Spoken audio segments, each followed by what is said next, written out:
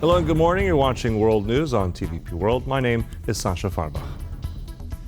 Ukraine's northeastern Sumy region was subjected to a series of attacks late on Saturday that targeted civilian infrastructure. It follows similar attacks earlier in the day. A video released on social media shows the moment a Russian drone exploded in a ball of flames when it hit a military administration office block. Kyiv independent news outlet reports that 3 people were injured in the overnight attacks. There have also been reports on the impact of Ukrainian drones in Russia. Authorities in Russia's southwestern Volgograd region said falling debris from destroyed Ukrainian drones disrupted power supplies to the rail network. Russia's Civil Aviation Authority said on Telegram that flights were suspended early on Sunday at Volgograd City Airport, provided no further details. Russian media report that the country's air defenses destroyed a total of 99 Ukrainian drones overnight. President Volodymyr Zelenskyy said Ukrainian intelligence reports indicated that Western sanctions on Russia are having a significant impact and called for further penalties on Moscow.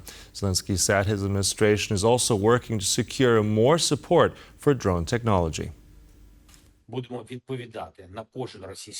There were important reports from intelligence services. The Foreign Intelligence Service reported on the effectiveness of sanctions against Russia and individuals associated with Russia. The enemy's losses, economic losses, are indeed significant. They will become even more significant. I want to thank everyone around the world who is helping. Now is the time to put pressure on Russia. Pressure so that there will be no war next year. They must realize that they will not be able to endure it and that the sanctions must truly take away Russia's potential. That's precisely what we're working for. I have instructed the Secretary of the National Security and Defense Council to play a more active role in securing external funding for drones. I have also instructed the government officials and the Ukrainian Minister of Defense to review all our agreements with partners that we must implement fully but are not yet doing so. I expect to receive relevant reports this week. Colonel Lebedev, the commander of the regiment leading the attack on the Kharkiv region, has reportedly been killed by the Ukrainian forces. According to operational data, Lebedev was leading the assault operations in the Velykyi Burluk area of the region. Following the latest update provided by independent Russian media outlet Media Zona in collaboration with the BBC Russian service, the identities of 119,154 Russian military personnel killed in Ukraine have been independently confirmed. Nearly 5,400 officers were confirmed among the deceased. According to the Ukrainian Armed Forces General Staff, Russia has lost more than 1,048,000 troops since the start of its full-scale invasion. Tensions between the Catholic and Russian Orthodox churches may be easing. Pope Leo XIV met with Metropolitan Antony of Suroz, a senior figure in the Russian Orthodox Church, in what appears to be a step towards dialogue amid the ongoing war in Ukraine.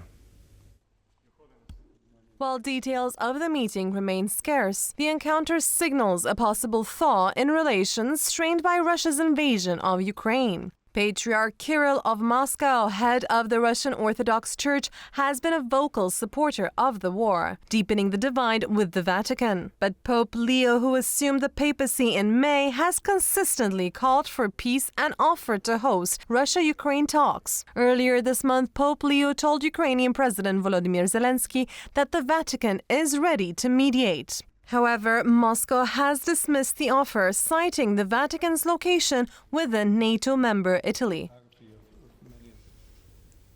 Semen Krivonos, director of the National Anti-Corruption Bureau of Ukraine, has said on Saturday that efforts to undermine their independence are far from over, despite President Volodymyr Zelensky's dramatic reversal on a controversial bill that sparked nationwide protests and alarmed Kyiv's Western allies. Krivonos expects false information and threats against him to continue.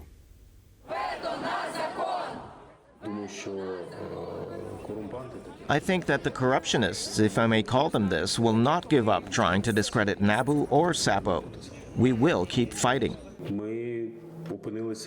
We found ourselves in the middle of a crossfire of all groups with vested interests. The parliamentary vote demonstrated it very clearly. Everyone, the pro-government faction, the former ruling party, the opposition, they all united around the idea of ruining our independence. This was a shock for me. How much demand had built up to destroy us. Using all media resources, using our mistakes, all this will make a dirty information campaign. I myself have received so many threats and so much pressure was put on me that it's very difficult to describe it. Tensions between Hungary and the European Union are rising again as Prime Minister Viktor Orban threatens to derail the bloc's next long-term budget. The Hungarian leader's statement comes as his opposition is gaining ground in the country, raising the prospect of a potential shift in power in the upcoming 2026 presidential elections. Speaking to supporters in Romania, Hungary's Prime Minister Viktor Orban threatened on Saturday to torpedo the European Union's new 7-year budget unless Brussels unlocks all EU funds, which the bloc has for years been suspending due to a rule of law dispute. Hungary has no interest in a war budget. The approval of the new 7-year budget requires unanimity, and until we get the remaining funds, there won't be a new EU budget either. We'll bring it home, and we will not make any concessions regarding our sovereignty. The proposed $2 trillion budget for 2028-2034 focuses on defense and competitiveness, but Orban's veto threat could stall negotiations. Meanwhile, his main challenger, Péter Magyar, addressed supporters in central Hungary, vowing to restore EU ties and secure frozen funds if elected in 2026, while pledging to not resort to Orban's stalky blackmail against his European allies. In the new changing world order, the sole assurance of the security of Hungary is the membership of the EU and NATO. Those who keep vetoing and keep putting spokes into the wheels of the EU or conspiring with hostile powers risk the security of Hungary. And this posture seems to be gaining more and more ground in Hungary as Péter Magyar's TISA party is currently leading in most polls across the country. Orbán, however, accuses the opposition of being willing to sell Hungary's sovereignty for the unlocking of the much-coveted EU funds. I believe they have an agreement with Brussels. They'll receive the money, and in return, they'll support the war in Ukraine, agree to Ukraine's EU membership, implement the Migration Pact, withdraw the child protection law, revoke taxes burdening multinational corporations, and abolish the utility price cuts. In other words, there will be money in exchange for our sovereignty. Poland faced comparable tensions with the European Union in recent years, but successfully restored its relations with Brussels, a path Péter Magyar is keen to emulate. This is also why the first trip of the Tisza government will lead to Warsaw and not Moscow or Beijing. Regardless of Prime Minister Orbán's next moves, domestic opposition to his leadership is clearly gaining momentum. Most recent statements of the Serbian government on joining EU sanctions imposed on Russia seem to highlight the internal rift between officials. As the Serbian Prime Minister, Đuro Mačud, refuses to join the sanctions as long as he remains in office, the European Integration Minister, Nemanja Starović, said Belgrade would support the sanctions when EU membership is within sight. Serbia is once again teetering between the European Union and Russia. Serbia's European Integration Minister told Austria's APA news agency that Belgrade is ready to support sanctions against Russia if progress is made on the country's accession to the EU. But at the same time, Prime Minister Đuro Mačud announced that Serbia will not join the sanctions imposed on Russia as long as he remains in office. We need to remember that actually this is the essence of Serbia's foreign policy today. It is both to send positive signals and to have the ability to reject expectations from partners whenever they are considered to be inconvenient. Prime Minister Mačud took office in April this year after his predecessor Miloš Vučević resigned amid a wave of anti-government protests which have been ongoing since November.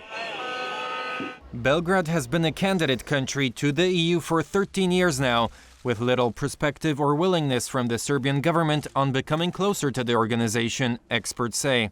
The problem is that it is not close and not viable, not because of Brussels, but because of the lack of any tangible advancement and the de facto lack of willingness to join the European Union by the current Serbian authorities. According to Freedom House, an organization tracking fundamental freedoms and rights worldwide, Serbia is listed as partially free, with its freedom score steadily eroding in recent years. A pro-Russian attitude is still strongly embedded in Serbia, and even though the country has repeatedly condemned Russia's war in Ukraine, Belgrade maintains its ties with Moscow and refuses to join EU sanctions. U.S. President Donald Trump is set to meet with European Commission President Ursula von der Leyen later today to continue talks on a U.S.-EU trade deal. Trump arrived in Scotland on Friday for a 5-day private visit, during which he plans to stop at both his Turnberry and Aberdeen golf properties. The trade deal negotiations are expected to center on tariff rates, particularly those on steel and cars, as well as pharmaceuticals. Trump is also planning to meet with British Prime Minister Keir Starmer during his visit, but there will not be a formal bilateral meeting with officials present. The U.S. president's visit has sparked several protests across the country, locals speaking out against his policies and the damage caused to Scotland's natural environment by his golf courses.